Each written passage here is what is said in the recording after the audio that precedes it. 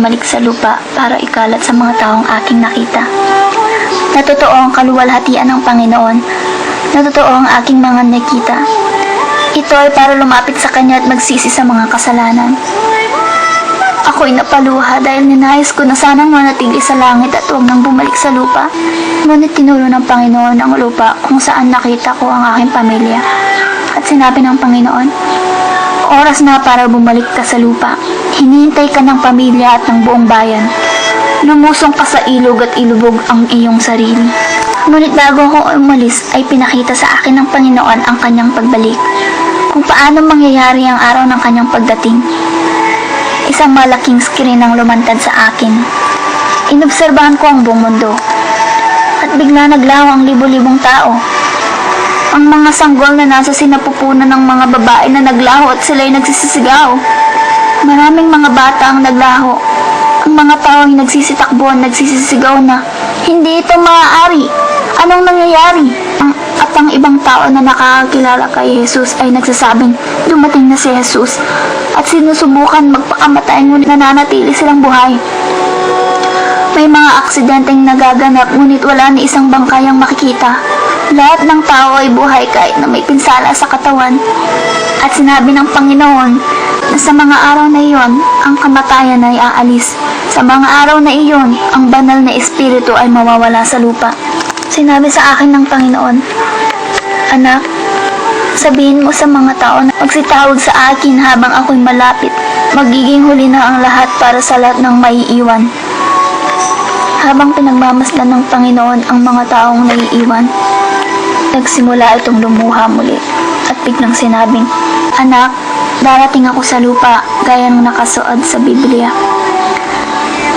Sapagkat ang Panginoon din ang bababang mula sa langit na may isang sigaw, may tinig ng arkanghel at may trumpeta ng Diyos. At ang nangamatay kay Kristo ay unang mga bubuhay na mag-uli. Kung magkagayon, tayong nabubuhay na nangatitira ay aagawin kasama nila sa mga alapaap upang salubungin ng Panginoon sa hangin at sa ganito'y sa Panginoon tayo magpakailanman. Ngunit hindi lahat ay papasok sa kaharian ng langit, kundi ang gumaganap ng kalooban ng aking Ama na nasa langit.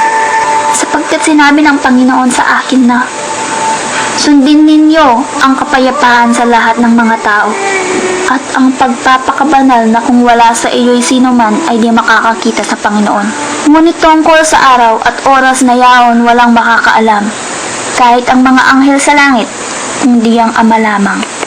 Pagkatapos magsalita ng Panginoon, ibinalik ako sa lupa.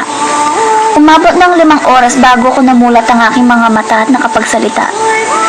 Ngunit sobra akong nanghihina at hindi makapagsalita ng maayos.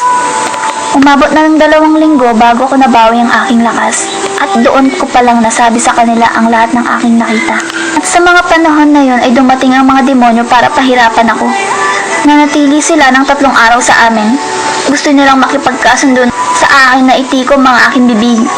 Na wala akong dapat ipagsabi sa lahat ng aking nakita sa impyerno dahil kung hindi ay papatayin nila ako. Tinalabanan ko ang mga ito ngunit wala akong sapat na lakas.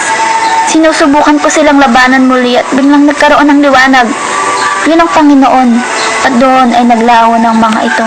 Ang patotoong ito ay hindi kasinungalingan, hindi biro, hindi kwento o panaginip. Totoo ang impyerno sa lahat ng mga hindi naniniwala. Gusto kong ipaalam sa inyo na totoo ito. Ngayon ang araw ng kaligtasan. Ngayon ang araw na dapat imbitahin ng Panginoon ang tagapagligtas sa inyong buhay.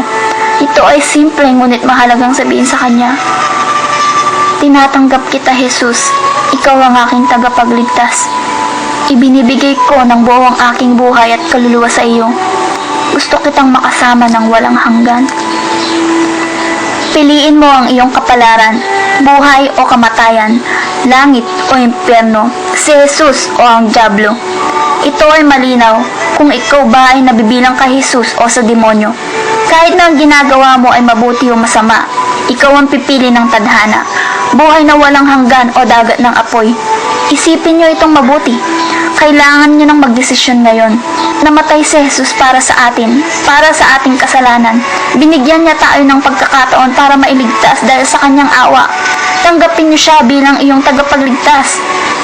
At ngayong narinig niyo ang patotoo na ito, huwag niyong hayaan na pagsisihan niyo ito habang buhay sa impyerno. Amen.